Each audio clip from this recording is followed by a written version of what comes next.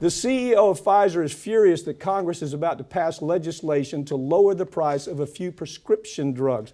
You know, this is the craziest story. They made $22 billion. $22 billion just off the COVID vaccine, and they're complaining that part of this bill, this energy bill, this Inflation Reduction Act, which finally got passed and is going to create some good on climate change. I really do believe that.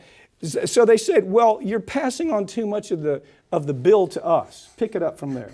There's 10 drugs that in this bill you will be able to negotiate the price of, only of course for people on Medicare.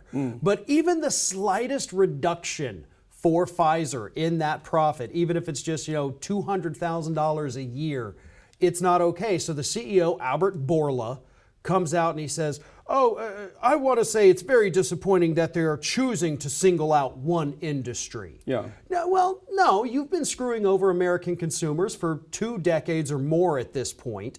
It's time for you to stop that. And I think that's what scares him, is that, again, even though it's only 10 drugs and not all of them are Pfizer drugs, he's worried that people are going to see that they have the ability to lower the prices, and that's going to scare them. Exactly. There's some infrastructure in place that says, we're going to take a look at the, here's what I looked at. Medicare paid $7.3 billion in 1 year for one blood clot medication.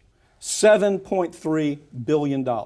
So, finally Congress is getting it. Well, we can get some of that money back and we can pay for things that need to be done. We can pay for energy changes and climate change issues that are important to this world. And of course now the pharmaceutical industry, who, oh, by the way, made $22 billion on just the COVID issue alone, and they're complaining. Even though we know, you've done stories, I've done stories, where their markup on drugs is as high as 2,000%.